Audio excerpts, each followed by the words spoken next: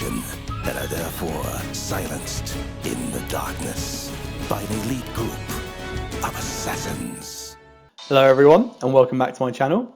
I recently rewatched Akame on Netflix, and I know that most people who would have seen it probably have, as it was released over 6 years ago. But I wanted to go through and talk about my thoughts on the show after watching it for a second time. I've now watched it with both subtitles and dubbed, and I've now just finished reading the manga, so I thought it would be interesting to talk about the differences. Before we go over the details, let's explain the story in case you're watching without knowing what the show is. The story follows a young man named Tatsumi, who journeyed from a small village in the countryside to the capital city to become a soldier and make money to send back to his folks back at home. He quickly realises the capital and the empire who run the show are not all that he thought them to be, seeing how corrupt they truly are, and eventually becomes a member of the peace-seeking assassination guild, Night Raid. The story follows this group on a path to victory to overthrow the empire. You notice straight away that the show doesn't pull back any of its punches. Limbs and heads are being severed left, right and centre, and some truly twisted, messed up villains are introduced straight off the bat, showing you what kind of show this is. And I love it! Very often do you get to see a true sense of concern for your main characters. People die in this, and all within good reason as well. It's never a death for the sake of it. But this show reminds you that every action has a consequence, and it helps rise the tension in the story. It's almost like a magic trick. Pick a character, your favourite character, keep it in your head, don't tell me out loud, and ta-da! They're probably dead. Interestingly enough, the story also follows a group from the enemy side, called the Jaegers, who are a special unit designed to take down the Night Raid assassins. This brings a good contrast to the story, seeing the world from the other side, showing that not everyone is evil, or that if they are, they have families still, friends, and lives they live. It doesn't make it that black and white good versus evil. It really does show that the person who is right is the person who wins, and gets to rewrite history. Watching it in both English and subtitled, I would probably say the Japanese voice actors are more convincing in selling the gruesome world they live in. But if you really hate reading subtitles, then I think the English voice acting are definitely serviceable. The anime follows its source material pretty accurately up until about episode 19.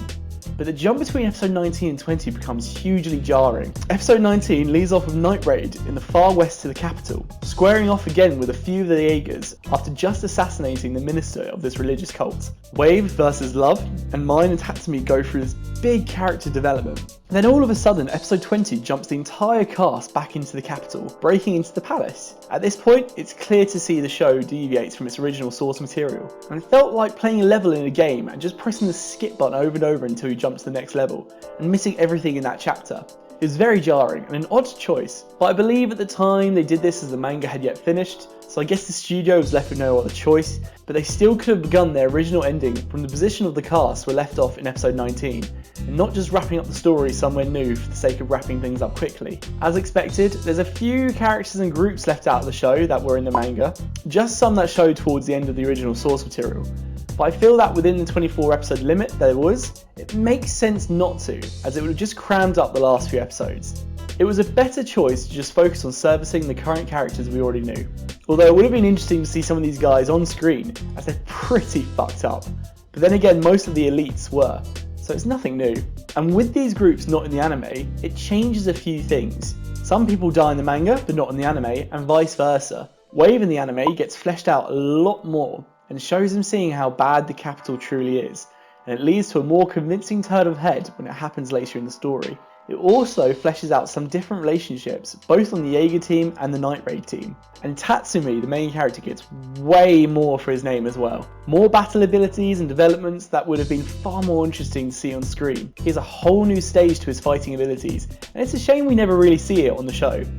Although, towards the end it all kind of looks like a Gundam Wing finale anyway, with all the mech suit stuff happening. So it probably wouldn't be too much different regardless of what we had. But if you liked the show, I'd honestly recommend reading the manga. It's only 76 chapters long, and you can pick up from chapter 34 where the anime stops following the source material. And if you haven't seen the show before, I'd recommend it if you're a fan of action, gore, and a show that just has good consequences to each fight and tension. It's not just your typical Shonen Jump where big fights happen and no one ever seems to die because of it. But that's it from me today guys, I want to keep this quick and simple for you. I hope you learned a little bit more about the show. And let me know if you've watched or read Akame ga Kill and what your thoughts on it are. And as always, stay tuned for more videos on movies, anime and video games.